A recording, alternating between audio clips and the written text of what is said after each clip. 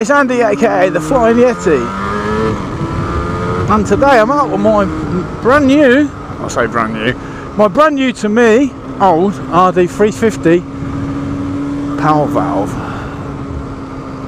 Now I've only just bought this thing, I say I only just bought this thing, it's now the end of May, I bought it the 21st of March, I do believe, so yeah, I was going to call it my first impressions review, but I've been out on it a couple of times when I first got it, but I've probably done about, I don't know, 30 miles maybe, that sort of thing. I went out on it first off, and I noticed when I got back it's got an oil leak, which I suppose goes with the territory buying these old things.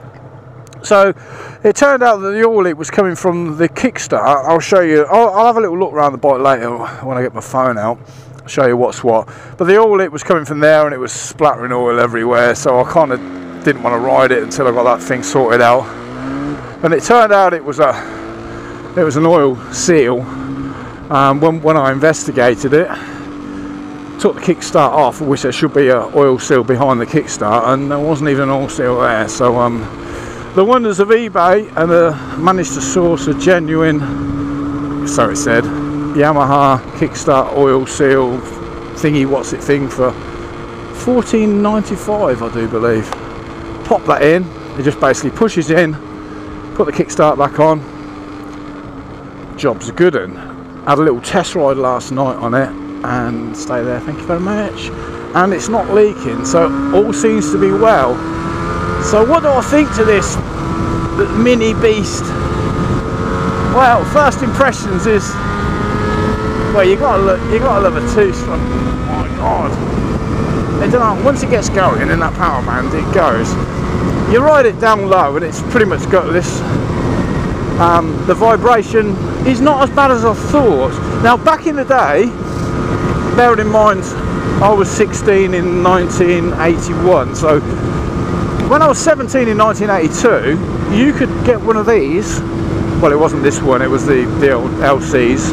You could get an LC 250 on L plates, just because I think that was the year they changed the law from you could have a 250 on L plates down to a 125 on L plates.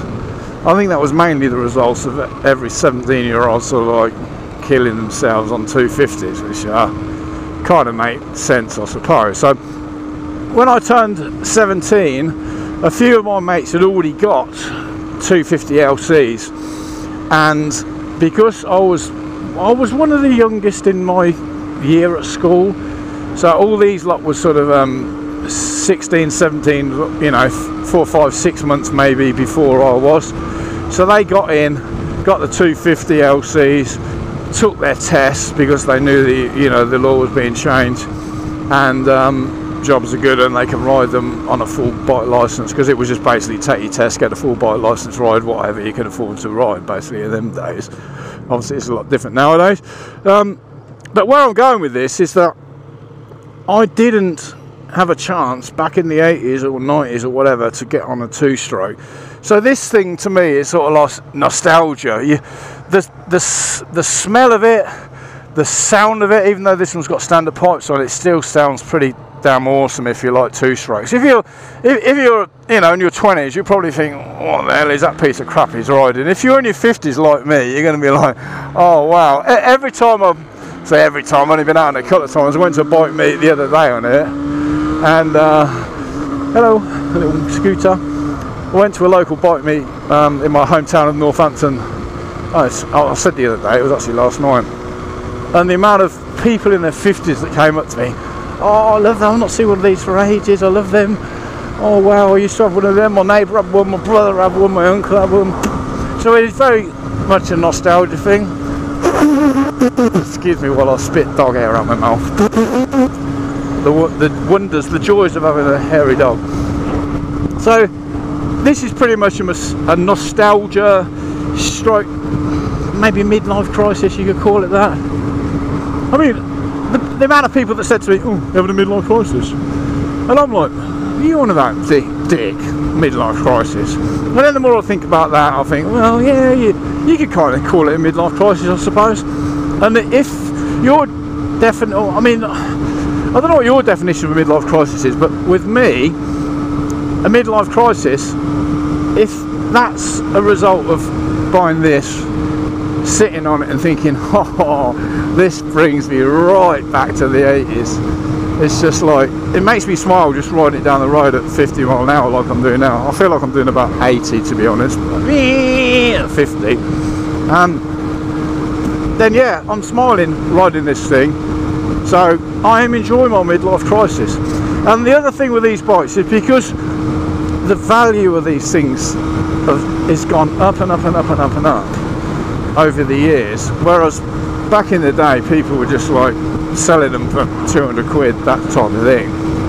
But now you get a mint one of these, or even the early ones, say the LCs, seem to, by the looks of my limited knowledge on these things, seem to command a higher price.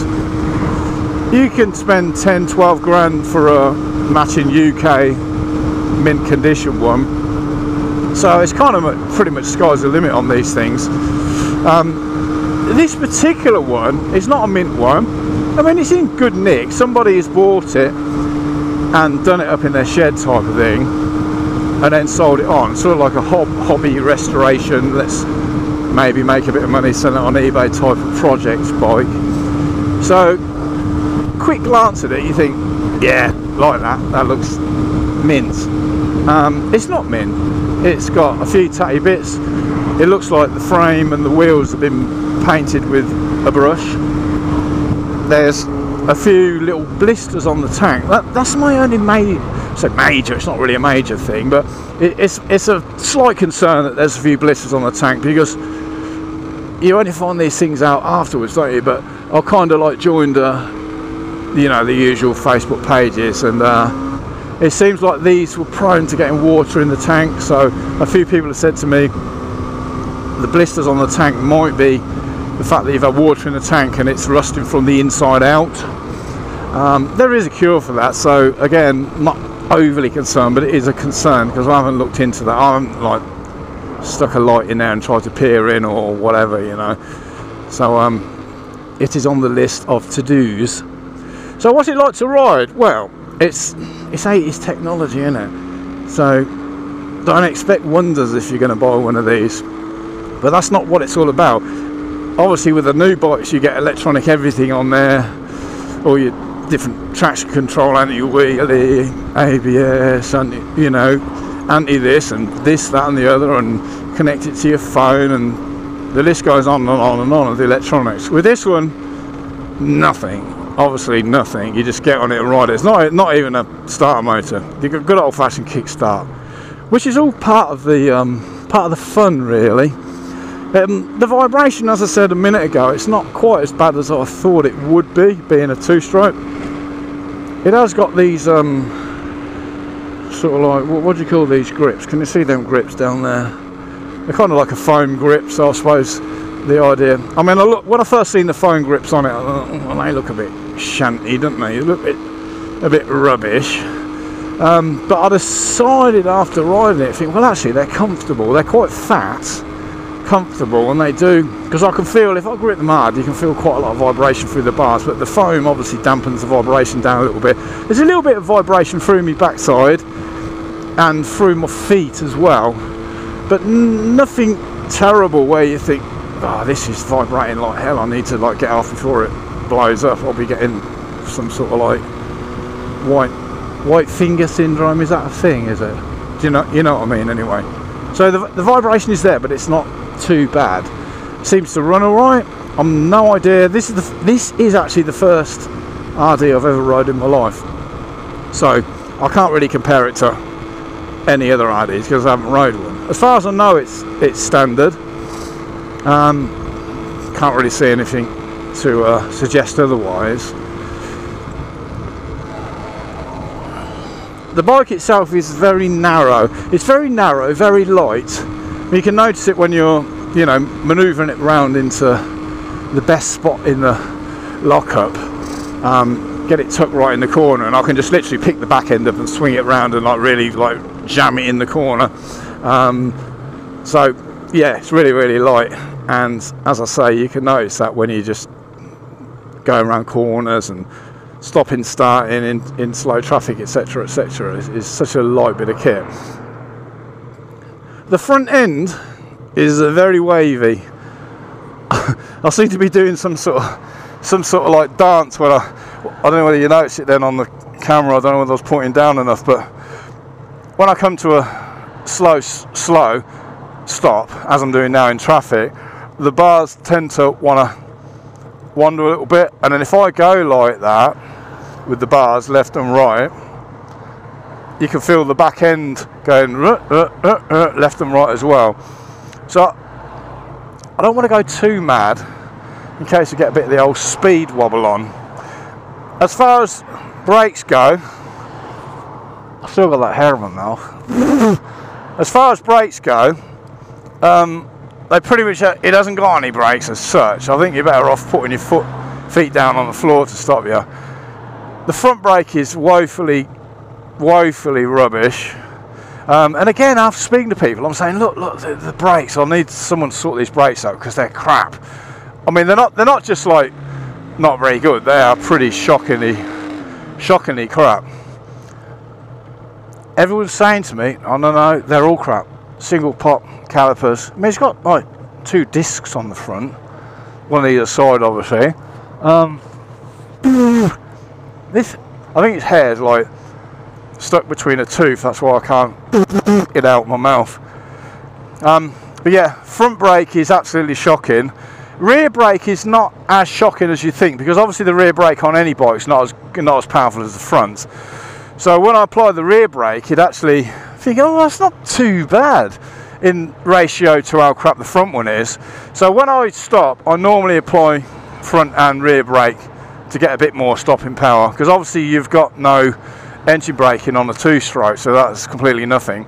The seating position is really good. Being 6'1" and old, my knees are pretty like up around my ear. Well, they're not up around my ear rolls. It's quite an aggressive tuck for your lower body half, if you like. As far as the top half goes, I'm more or less upright. See them wavy bars again? Look, I'm more or less upright.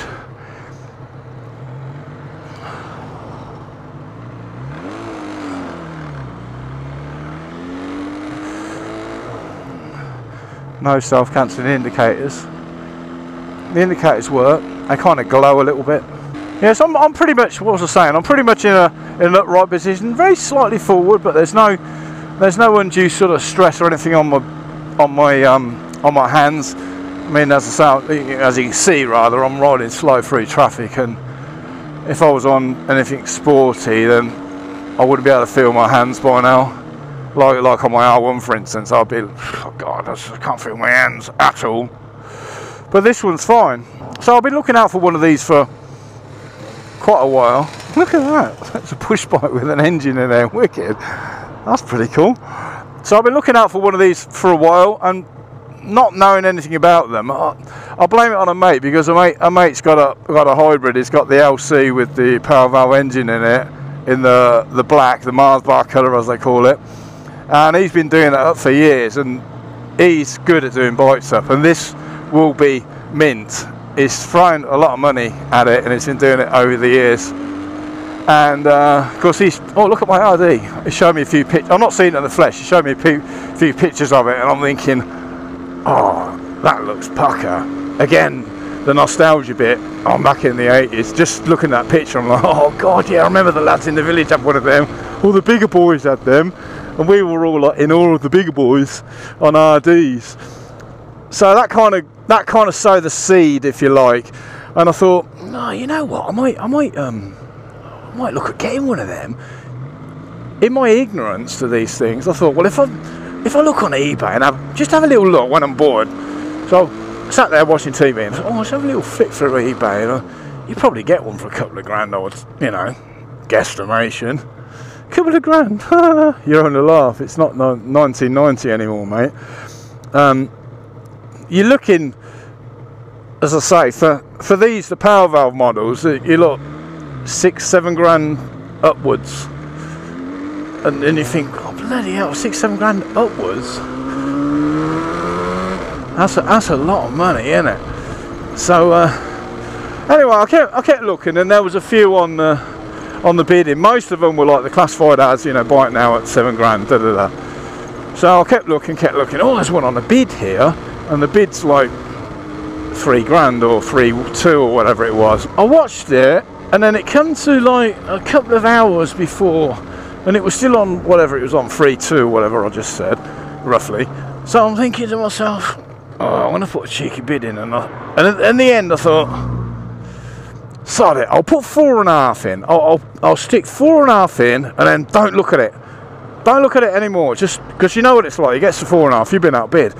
I just put 4.6 in, and it's like, you're the highest bidder. Oh, now you're outbid. Oh, fuck it, I want it now. It's like 4.7 and that's it. Definitely 4.7 and that's it. And then before you know it, you spent 5.5 grand on something you wanted to spend 4.5 grand on. So anyway, I resisted the urge, and I ignored my phone, but it was playing on my mind. And then the next thing, I heard the ding of the eBay notification on my phone, and I looked at it thinking, you've been outbid, and the auction has ended. Better luck next time. And to my shock, horror, surprise, I'd won at 4.2, and I'm like, oh my god, I've won it. I mean, it wasn't a million miles away either, because a lot of them are like, oh yeah, that's a nice bike, or that's like a zillion miles away. Oh god, Scotland, and you're not allowed to go because of COVID. Obviously you can't drive by yourself in a van because of COVID. It's like, yeah, whatever. So I was happy with 4.2. Could I afford to pay 4.2? Have I got loads of money just sitting there in the bank? No, but I had more than 4.2, not loads more than 4.2. I'm not rich or anything, but you know, I had a few grand sitting in the bank. So I thought, well, that money that's sitting in the bank is not making me smile. It's not making me any money, because I'm not earning no interest on anything. And especially if I've got like 4 or 5 grand in there, I'm earning nothing on interest. So I talked myself into it by saying, look, if you buy this RD for 4.2, you've got the money, you'll get pleasure and enjoyment out of the RD, and then, provided you don't trash it, when you come to sell it, your £4,200 bike, if you sell it in 5, 6, 10 years, whatever, might be worth 5,200, 6,200, whatever. It's not going to be worth 3, no chance, no way in a million years it would be worth less than I paid for it, provided I don't trash it. So, I mean, well, it's a no-brainer really, let's just do it. So, I talked myself into my midlife crisis. Am I happy having reflected on this for the last couple of months? Yes, I'm very happy with it. Why not? Sod it, you only live once. I wanted to buy it, and does it make me feel younger? Not really. Every time I change down, I think my legs are about 2 foot too long, and I have to like lift my left leg up to get it over the gear selector to change back into first. So it's not making me feel 17 again, but it's making me smile. It makes me feel, it does make me feel good. Is it cheap to run? No idea. I'll just put a tenner in there in the tank. I think that's the first time it is the first time I've been to the petrol station. I had a bit of fuel left from last year in my jerry can from the track days, so basically I'll put that in it, and this is the first visit to the petrol station, so I've got no idea if it's cheap to run or not. It's cheap to tax. It was like 40 something or other, 46 rings a bell, might not be. It was 40 something pounds for the year. I was going to tax it for the 6 months, but I couldn't do that because it's not allowing it, so you have to have it for the year. But it's 40 odd quid, nothing is it? MOT went straight through. I say straight through, the back brake was seized, which a bit of persuasion unseized that, which didn't cost me anything, which is good. 2-stroke oil, not sure how long that lasts. I bought a pot, stuck it in the 2-stroke container, which is under the seat. When the red light comes on, I'll put a bit more in. So yeah, so far so good. Anyway, I'll give you a quick walk around the bike in a minute when I get the phone out, show you what's what on it. If you've got any questions about the bike, then it's probably no good asking me because I know absolutely nothing about it, but I'll do my best anyway. And if you've got one or whatever, if you want to comment, then please do so. That would be wonderful. And consider subscribing to my little puny channel. Will be wonderful. It's free, don't you know? And we've got some more bits and bobs coming up. I'm getting the GS back soon, so there'll be an update on that.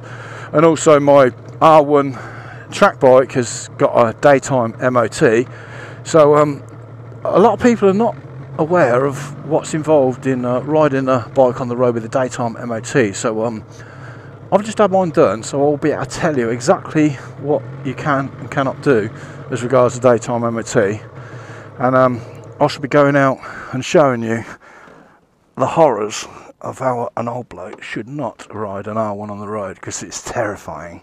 I don't mind admitting that. So here she is. As you can see, she's not mint. She's got loads of bits and bobs wrong.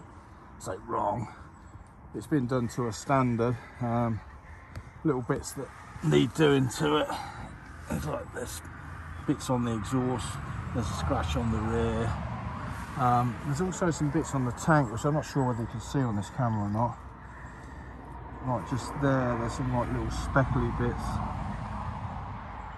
things of that nature. So she's not mint, like I say. I'm not overly keen on the graphics either. I might get them changed at some point. But it's like, how much do you want to spend on them, you know? It's tidy, it goes and stops. Well, sort of stops. It goes. So is it worth spending a heap of money on it? Oh, I'll put new tyres on it as well. Whatever I've got on it, I don't know what I've got on it. Avon something or others, there you go. Laugh at me chicken strips, what don't you? I'm not sure about this. It's kind of alright. See how it goes. There's the kickstart. The seal is behind there, the one that I replaced. Well, the one that I put on because there wasn't even the seal on it. Yeah, there she is, in all the glory. And that's it for this video, so thanks for watching. If you got to the end, you've done well, and I applaud you. And I'll speak to you on the next one.